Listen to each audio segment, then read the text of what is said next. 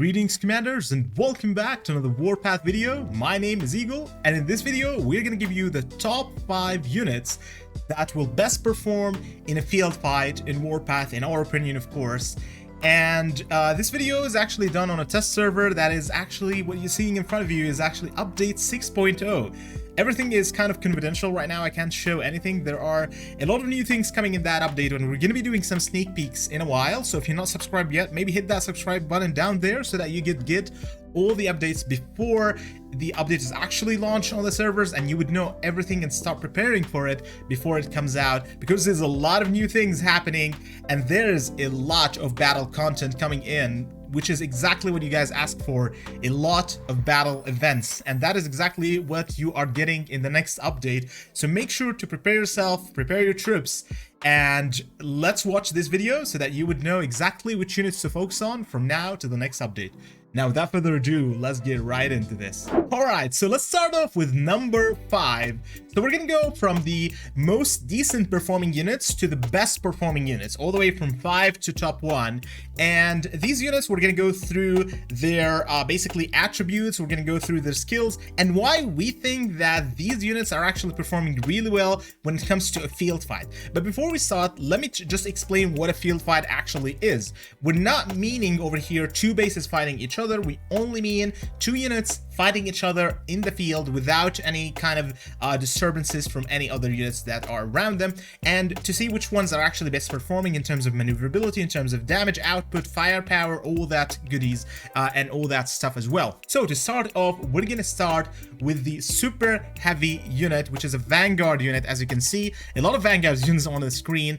This super heavy unit over here, which is the maxed out behemoth of a super heavy unit. Now, the main specialty about this super heavy unit is that it has extremely high survivability, meaning that if you have the right officers on it, disclaimer about these officers, which are basically gonna be these 2 over here. We have Spanner, first one incoming, and of course you have the other officer, which is completely not showing in this section over here, which is Steel Fighter basically. So leading Steel Fighter, and then you have secondary Spanner. These 2 together are amazing, and basically when you have them on a super heavy, you're gonna have an extremely high shield, extremely high survivability of this tank, and it also displays very high firepower. If you kind of compare the status of this unit with other units that are around there, so just take a look at the firepower ratings over here, right? Just take a look at this. We're going to compare with 5 units that are probably having the most high firepower right now, and these units are actually outperformed by the super heavy's firepower.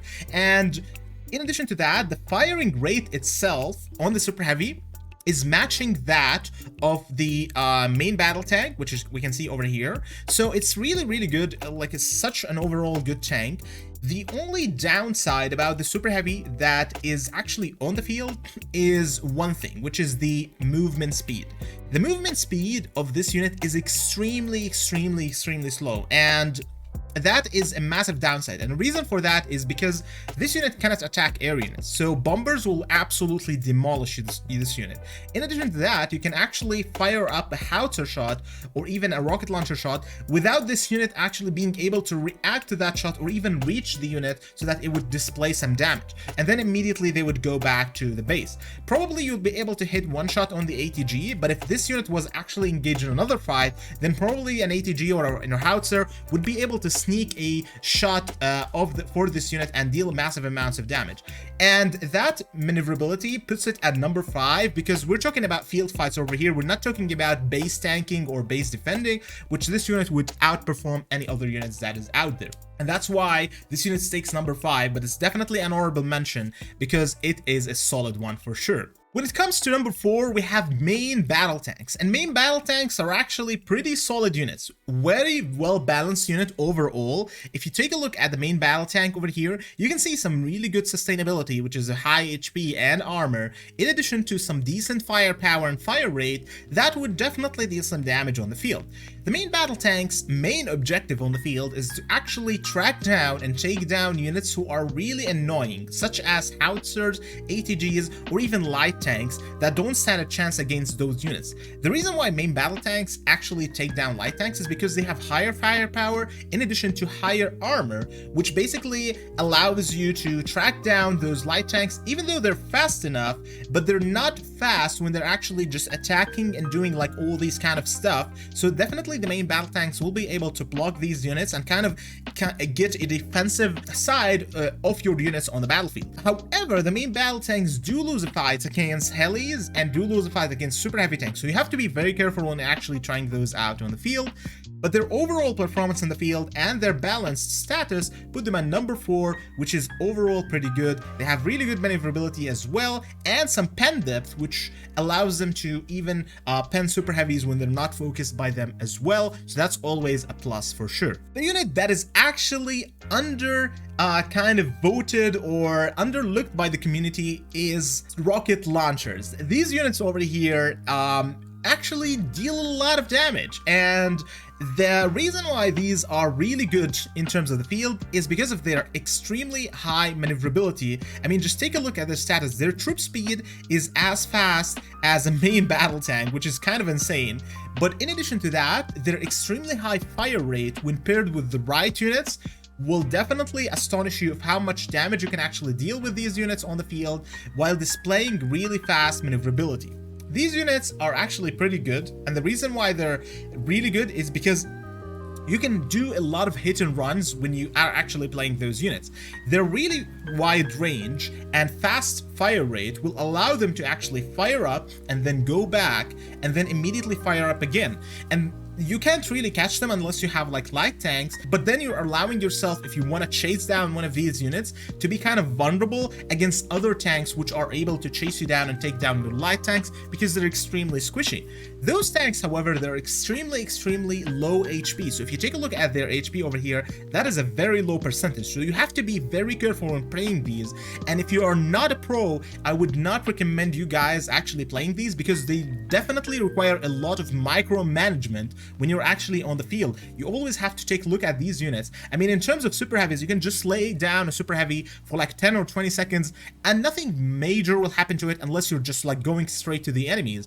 But one of these units, one light tank, if you just take your eyes 5 seconds away from them, these light tanks can actually demolish them, or even main battle tanks, because they have the same speed that these units have. So make sure that when you're using these units, make sure to always do hit and runs, deal a lot of damage, get back, and then do that once or twice again. And this way it will allow you to deal a lot of damage to basically remotely any unit that is out there in the field. The cool thing about them is that they kinda outperform howitzers and ATGs, and the reason for that is because these units have the same exact range as a howitzer. So that means they will fire up before the howitzer does and deal massive amounts of damage before even the howitzer would be able to fire back. And once the howitzer fires back, they would not deal as much damage because they've already taken so much that they won't be able to display that much damage as well, and which basically will give you always a positive trade when you're actually doing that. I would definitely recommend rocket launchers to players who are really good at micromanaging their armies and they're kind of an advanced or professional player of Warpath, and definitely these units will be outperforming in the battlefield for sure. The second units that I want to talk about is light tanks. Those units can definitely cause havoc in the field, and the reason for that is because they're extremely high movement speed, and they can also switch to attack Air Force at any given time, just basically by if you just like put them like this and then say that, hey, we want to attack Air Force right now, you can switch them up to attack Air Force, which is kind of insane. Now these units are so good that they can definitely take down fighter planes really fast, especially if you have them maxed out, but also they can chase down enemy howitzers, rocket launchers, and all these other troops that don't have much armor. They can definitely chase them down, deal so much damage to them, take them out before they even run. So if you see any unit that is out of place in the battlefield, which happens a lot, disclaimer, you can definitely use your light tanks to gain a lot of combat points just because of their using their speed, maneuverability, but But remember that these tanks are not at all like tanky. They are extremely squishy as well, same as the rocket launchers. They take a lot of damage, but they deal some damage, but not that high rates of damage. As you can see, this is kind of the lowest so far in the top, like the tiers that we've seen so far. But these units are definitely special because of the fact that they have extremely high fire rate, which means that they can fire at much faster intervals. So you don't have to wait a lot until you get a big alpha damage out there like the howitzers do. Instead, you fire up multiple shots throughout a couple of seconds, which would actually allow you to deal so much damage that the enemies have to withdraw. Otherwise, they can't actually fight you back and just like stand head to head, especially if you are at the same amount of power or even higher, which will allow you to deal so much damage and always get positive trades in the field. I really like their movement speed because it's like 62 movement speed, one of the fastest, if not the fastest in the field, and definitely those tanks shred. So, hey, if you want to have some fun in the field, move a lot, if you play around with your enemies and kind of screw them up actually on the field, light tanks is definitely your choice for that. And finally, for the top one, which is the golden unit of the hour, helicopters. Now, mainly we're talking about the Vanguard ones. As you can see, we're a lot of Vanguard units in this roster over here, but hey, what can I say? Vanguard units are actually very, very powerful. And the reason for that is because Vanguard units have extremely high firepower, in addition to some really decent HP as well. So if you compare the heli status with other helis from different camps, you would see that there's not much of a difference in terms of HP. Probably the Martyrs one, I think, has like 1.39 million or 1.38 million, which is kind of a little bit more. But when it comes to firepower, these units over here have the highest firepower. In addition to that, they have some really decent troop speed, but because this unit doesn't really need a lot of troop speed, and the reason for that is because their maneuverability in the field allows them to go through obstacles. So for instance, if I were to go from point A to point B, I would just go straight above the base and then immediately to this point, which actually gives these units much higher maneuverability and speed than they're actually displayed. And same goes to the mountains that are over here. So for a normal unit to go from one point to another, if I were to cross this, look at basically the path that I'm going to be following. And this path over here, this kind of slope that happened, will actually slow you down and increases the kilometers that you have to actually cross in order to get from point A to point B. So this allows these units to actually deal kind of or have more maneuverability across the battlefield, which definitely helps out a lot in a field fight. So let's talk about their status over here. What are we looking at? First of all, we're looking at extremely high pen depth. So this is the second highest unit when it comes to pen depth when you're comparing it with ATGs. ATGs have the highest pen depth because that's their job, but this unit has extremely high pen depth compared to the other units, which allows it to go head to head versus heavily armored units like, for example, main battle tanks and super heavies. But super heavies would definitely win the fights if it's 1v1, especially if you have the right officers on super heavy. But this unit still deals a solid amount of damage, especially if you have 2 or 3 of these attacking one super heavy, you'll definitely be able to win that trade. In addition to that, it has some really good armor and overall good HP, amount of HP. It doesn't require a lot of personnel, and the overall performance of this unit when it comes to the fire rate is actually pretty good because it does have an exact same fire rate as a main battle tank, which means that it will be displaying a lot of damage. But just take a look at this thing over here. 241k power or firepower. This one over here is only 200, and that is the major difference. Of course, with the higher hit rate coming in at the heli, which is like 86.7%, you can also increase that a little bit.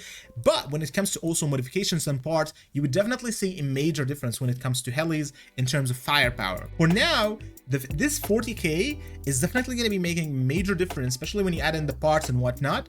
But when it comes to actually these units over here, they definitely outperform main battle tanks by a lot on the field. Hey, invest in helis. These units are going to be definitely the meta for a while right now, and I'm telling you, I'm going to be definitely investing in my heli. I'm actually upgrading it right now, and we're going to be testing it out in the field. So very soon I'm gonna be actually migrating to a new server, and we're gonna having a lot of stream fights and videos about fighting. We're gonna show you some techniques about fighting, because I think the only thing that this channel is actually missing is fighting, basically videos and live streams, which is very important when it comes to a war game basically. So don't worry about that. I know that the current server that I'm actually in is not really super active, but moving to a new one that is extremely active. So very soon, we're going to see a lot of these videos where it comes to war fighting and whatnot, and we're going to teach you as well some kind of techniques on how to play these units and micromanage them when it comes to field fighting. If you have any other suggestions or a top 5 of your own that you're using right now for a field fight, please share that in the comments below with the community. Thank you so much for watching, and we'll definitely see you on the next video. Bye bye.